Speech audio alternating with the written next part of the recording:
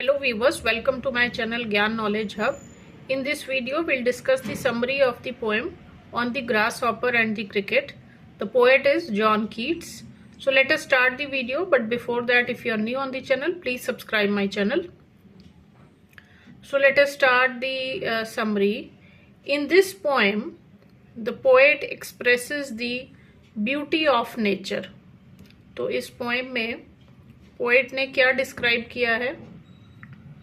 जो नेचर है, प्रकृति है, उसकी सुंदरता को. He says that the music of the earth is always alive. वो कहता है कि जो धरती का जो संगीत है वो हमेशा चलता रहता है. During the summer all the birds get tired due to the heat of the sun and take shelter under the shadow of the trees.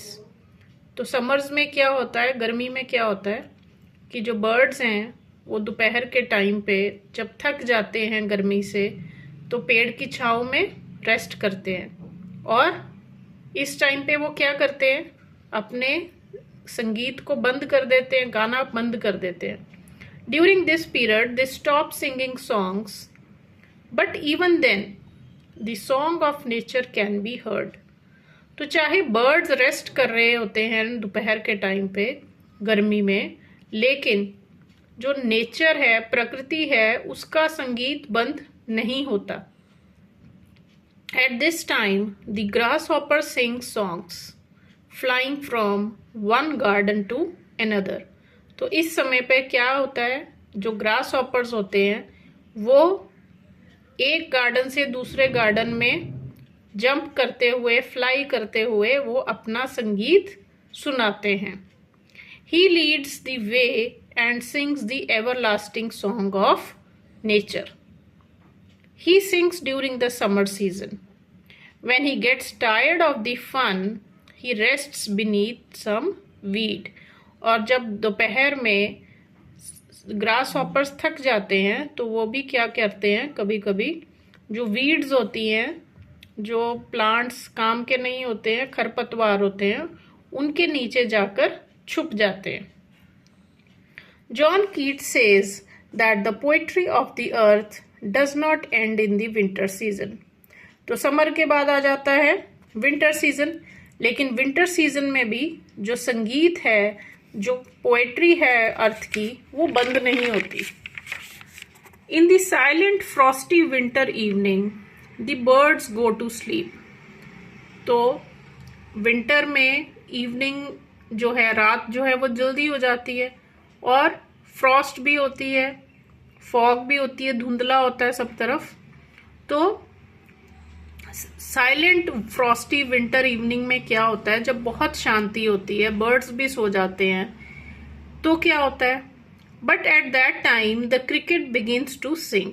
उस टाइम पे क्रिकेट एक कीड़ा होता है, आपने सुना होगा, उसकी रात को ही आवाज आती है, तो वो अपना संगीत शुरू कर देता है.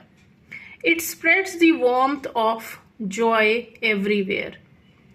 People feel drowsy and half sleep. तो सर्दी में क्योंकि सब अपने अपने रजाई में कोजी होकर लेटे होते हैं, तो उनको थोड़ी नींद भी आ रही होती है, थके होते हैं.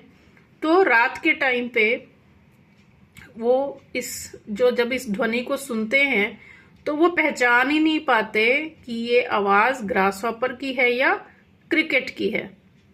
सो they are unable to differentiate between the song of grasshopper and that of a cricket. Through this poem the poet wants to convey a message that nature is beautiful at all times. तो इस poem के through poet हमें क्या message convey करना चाह रहा है, वो ये मैसेज दे रहा है कि जो नेचर की ब्यूटी है वो पूरा टाइम रहती है, irrespective of time and season. चाहे कोई भी समय हो, दिन हो या रात हो, मौसम कोई भी हो, चाहे विंटर हो चाहे समर हो, लेकिन जो नेचर का जो संगीत है वो कभी भी बंद नहीं होता.